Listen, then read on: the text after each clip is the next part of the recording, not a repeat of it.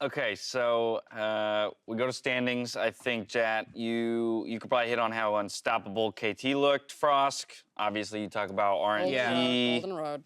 Golden Road, one step closer. KT versus RNG final we've been waiting for. Finally, we get to see it in the semis. Not the final, but still exciting. And Vedius, I'm trying to figure out where you get in here with. I think producers want me to let you know that you're reading off the wrong script. Ha! Ha! I knew it! I knew it! I told you, and I told you, and I told you, yesterday was real! It happened! It wasn't an imagination, it was a real thing! I told you! Europe, baby! Woo!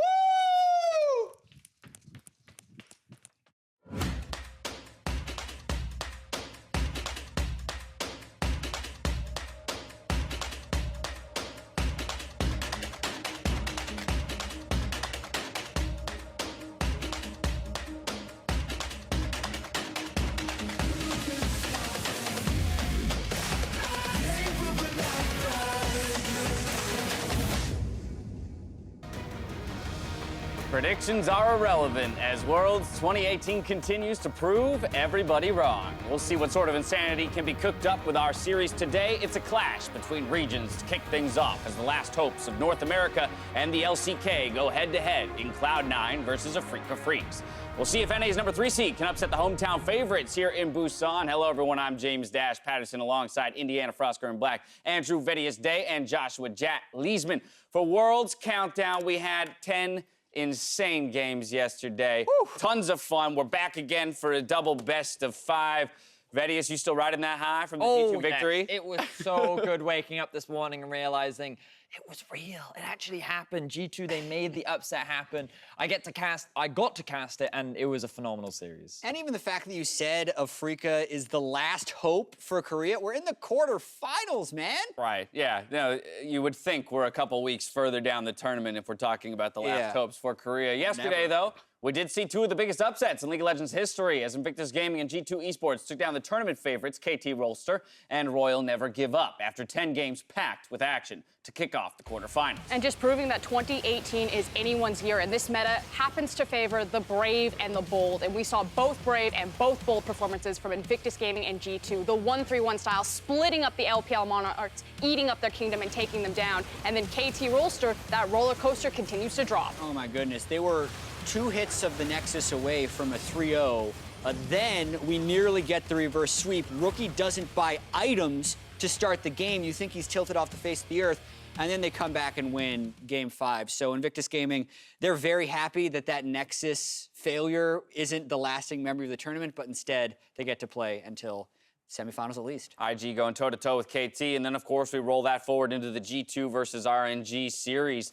Best bot lane in the world in Uzi up against Yarnin and Wadid. The best in the West. There you have it. They earned that title at Rift Rivals, and yesterday they were able to hold their own against the powerhouse duo of Uzi and Ming. But really the story of this game was Perks in the mid lane. This man really did come up big for the G2 squad as he carried really, really huge in the last 2 games of the series. And undisputably, while Perks had a massive win, there was also collectively the team stepping up. You know, Yankos on the Olaf, Wonder on the Aatrox as well. The fact that those flex picks in the draft phase, across the board, G2 just looks like a completely different animal than what we saw in play-ins. Yeah, absolutely play their style. But also, to speak to Perks, I know Yankos tweeted out after the game, like, my mid laner is Faker.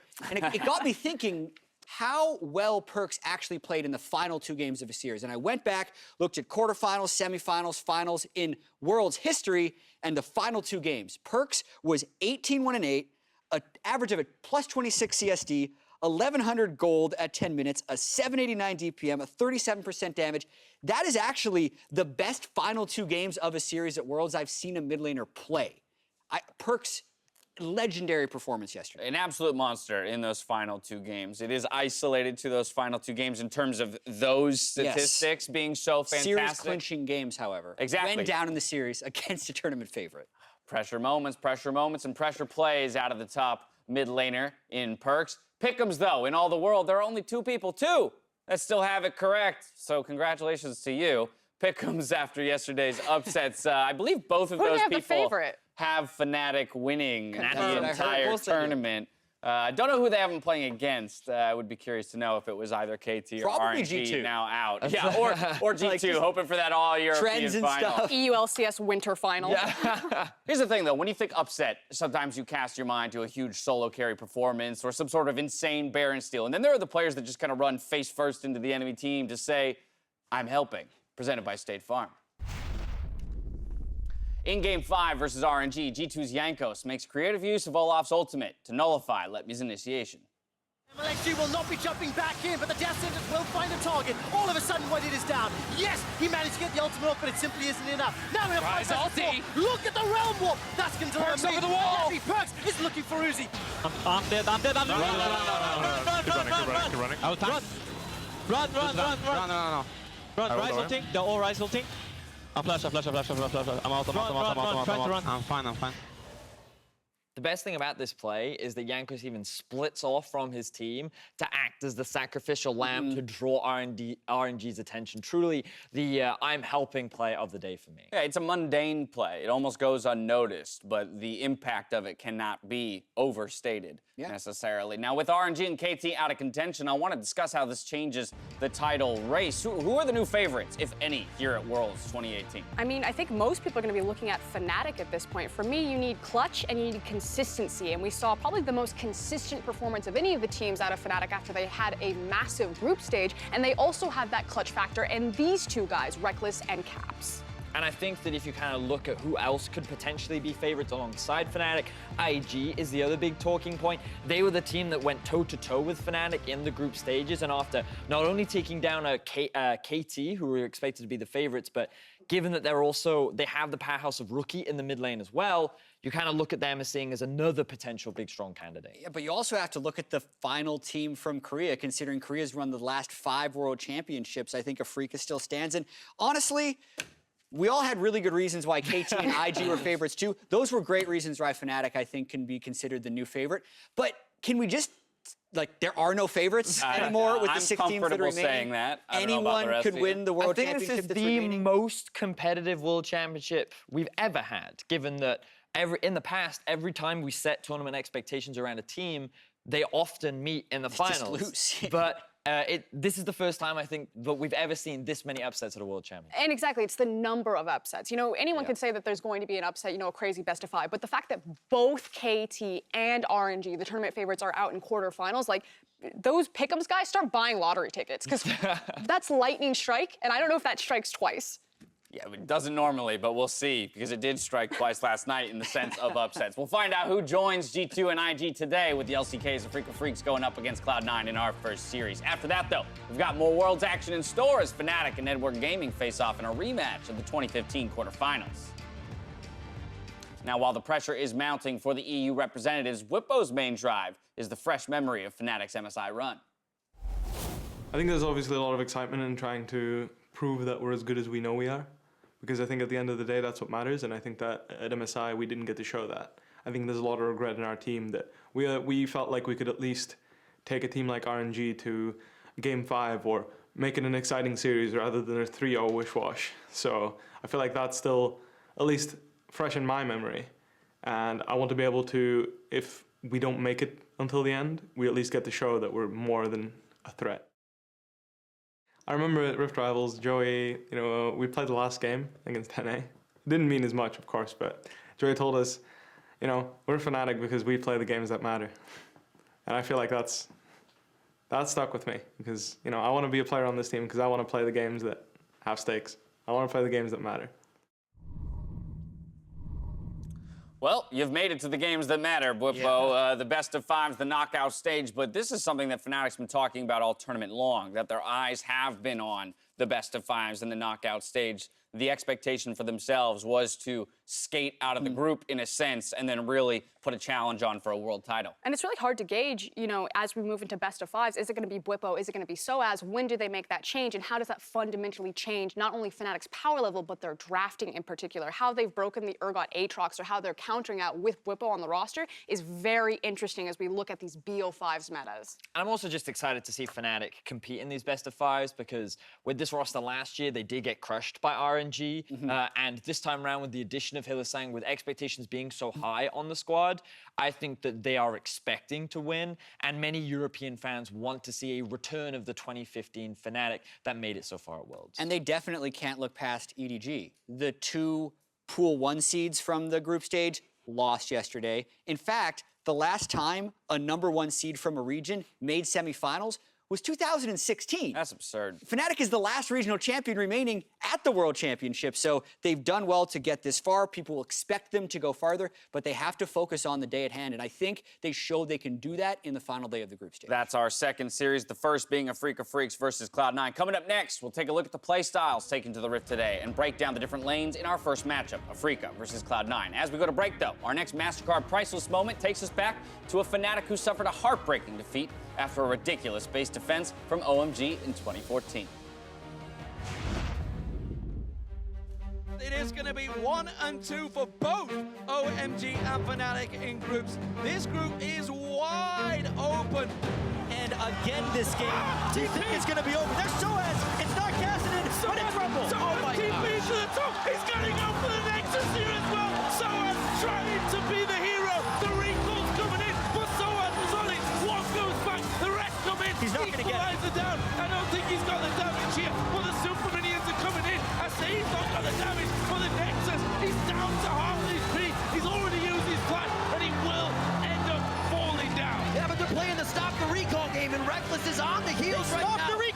Living artillery, he's going to stop Sign, he has to. One of the big damage dealers, Going's going to make it in. Peke's there. Here comes Cyanide as well on the end. They're focused on the Guardian Angel Lasagnas. Can Cyanide slip in as the spine runs this one? God. Will they be able to get it? Peke up from the Guardian Angel. A few more hits.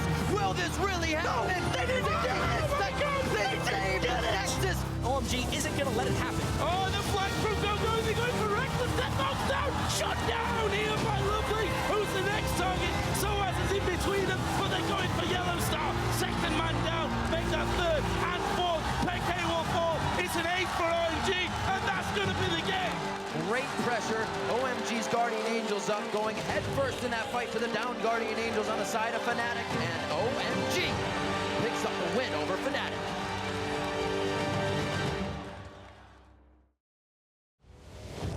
(8강에) 어렵게 합류하게 됐는데 8강에서 좀 또 C9을 만나게 됐거든요. C9이 이번 그룹에서 좀 뭐라 해야 될까, 퍼포먼스가 정말 좋았어요. 마지막에 2라운드 때. 그래서 너무 무섭고. We showed up in groups in a big way, and going into quarters, I think this is the best chance NA's ever had. I think you should be really excited about Cloud9. Cloud9 past the group of death and qualify for the quarterfinals.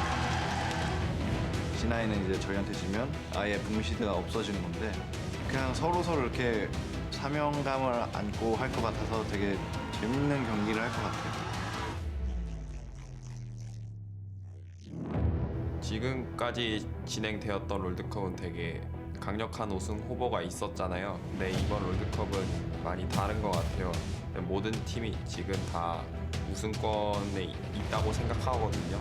I feel like some people are overestimating how close the teams really are. I think that we'll see how close it actually is. They got a second kill already. INC are going to be wiped off of the map, and Fnatic will take the #1 seed into the quarterfinals. I believe the gap is closed, and now's the time for us to step up.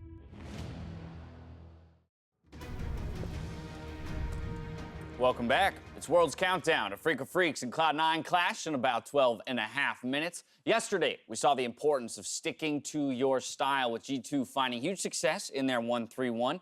So let's check out how the teams on stage today find their wins, starting with another EU powerhouse in Fnatic. And we kind of decided to label this team the Boxer, just because of their willingness to throw out a punch for every time they take one. They're a team that gets scrappy, they're a team that gets in the thick of things, and they will match anything that you try to throw at them. And for me, it's also this aspect of endurance. The fact that they will not only go toe for toe, but even when you push them to that back foot, when Invictus Gaming did get the better of Fnatic, late game, they were still pulling out these clutch plays, you know, Soaz charging into the Baron, trying trying to save the day for Fnatic. So it's not really over until their Nexus actually goes down. A lot of grit and willingness to fight out of that squad. They're going up against EDG. Let's talk about them and their strengths and weaknesses. Yeah, I mean, EDG is very much a double-edged sword. We see the very close games they had against Mad Team, and then we saw them steamroll KT Rolster in another. So they do take a lot of risk. They don't necessarily have the best fight setup, but some of them are so good individually that it is hit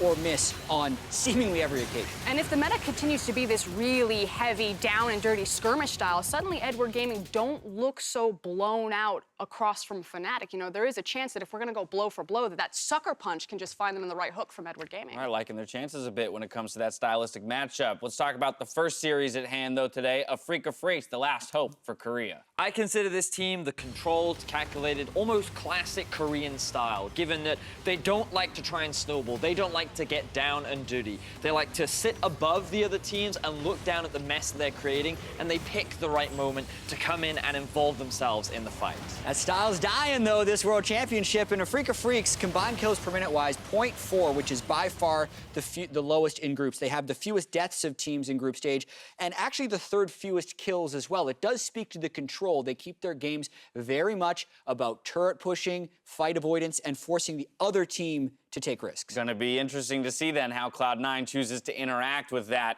in action, essentially, as they've been one of our most innovative teams here at the World Championship. Is it going to be the Zillion? Is it going to be the Hecarim? Is it going to be the Singe? We don't know the depth of Cloud9's champion pool or the depths of their tricks. A lot of credit to Reaper, because it's not just about the 5-man roster on the field, it's about the 6-man roster behind this NA org. Yeah, and I always say during the NALCS, Reaper is the hardest coach to predict in draft, because it doesn't feel like he actually has that many tendencies. Even when they pull out the Hecarim, they did it in the regional qualifier, then saved it all the way until the last day of the group stage for Licorice. So not only do they have innovative picks, they're fairly innovative in the styles they play, because they do switch them up in between games. Of course, in a best-of-5, there will be questions raised, as you mentioned, about how deep that pool is, how far down the innovation, whole rabbit hole can they go before they run out of options. Now, Cloud9's journey of innovation was an emotional day for the North American org, as we see in this week's mic check.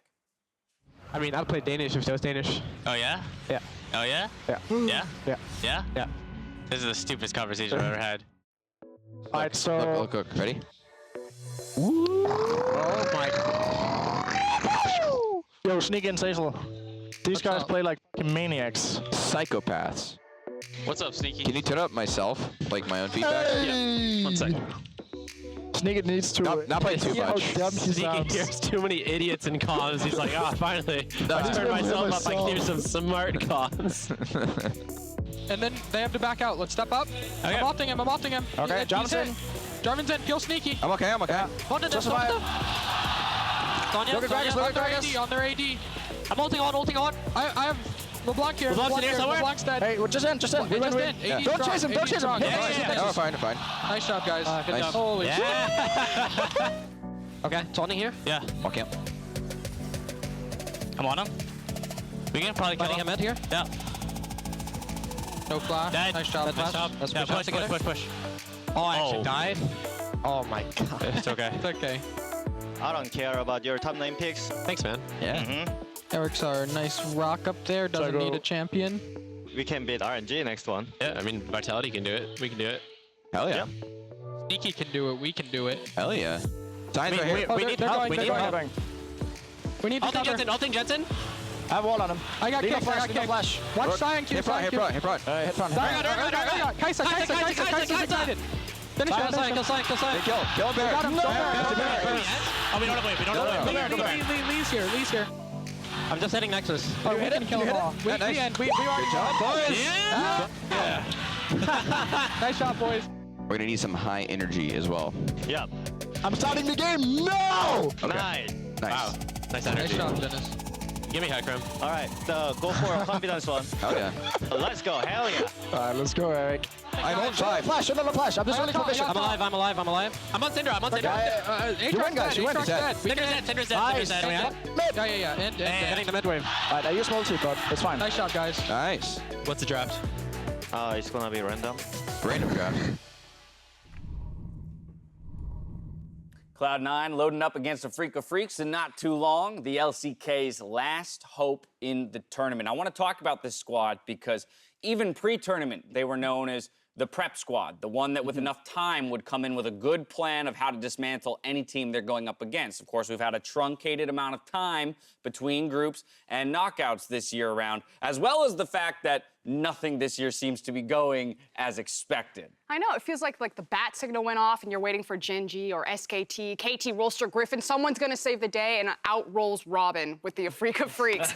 And the thing is while they're such a disciplined team and they have so much depth to their champion pool, it again goes back to this matchup across from Cloud9 with so many different innovative picks. You know, we say, what more left in the tank for Cloud9? What more is left in the tank for Afreeca? How much have they actually been able to change things up? The thing for Afreeca that I'm looking at is their consistency coming into this game, because I think that when you look at how their year has gone, this has been the most successful year in the organization's history. Before this year, it was 5th place, 5th place, 5th place, 5th place. And then with the introduction of Keen, they found themselves in their first ever final. They made it to 3rd place last split. And a lot of that was due to the infrastructure and that they always came in with a plan and they were able to execute upon it. And in the second round robin of Group A is when we started to see a return to form of that kind of Afreeca. And I felt like a lot of that was due to Spirit. You know, after Mowgli got subbed in, Spirit returned for second round robin. He picked up the Nocturne pick across from Flash Wolves, and suddenly it looked like a very different meta read from Afreeca. Yeah, what I am really curious to see in this series is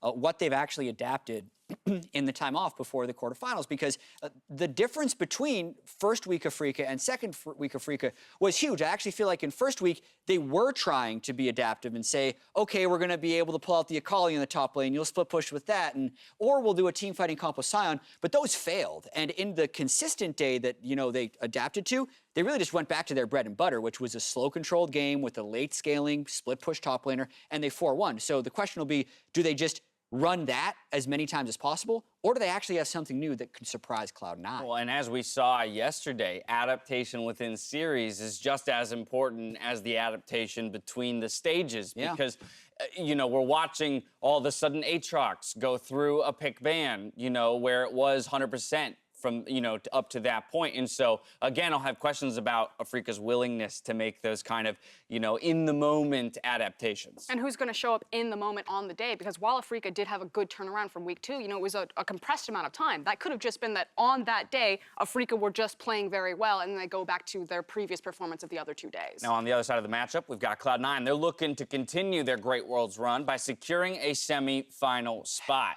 Man, Cloud9, 10th place at one point in the summer split, makes it into play-in, go all the way through play-in, escape the group of death. They make their 5th quarterfinal in 6 years and are now looking for their first semi-final appearance against the last hope from Korea. I love the fact that this is NA's last team against Korea's last team. And if NA wins, they actually outlast Korea at a world championship. And I do love the combination of rookies and veterans that this squad has developed, because recently we've been seeing a lot more reliance of Svenskeren over Blabber. And while admittedly Blabber didn't have the best play-ins performance, we did see a lot of growth throughout the tournament for him. But now they're relying on Svenskeren, combining him with the rookies of Licorice and Zazel. And you seem to have this mesh of a squad that seems to really know what they're doing when they come into these big games. You mentioned one of the rookies, but with the game just a few minutes away, I want to go down the map lane by lane and talk about where these teams have found an advantage, as we did just yesterday. And we went back and forth over this one, but ultimately, based on tournament performance right now, Licorice is the better top laner. And this is huge because King was ranked 4 on top 20.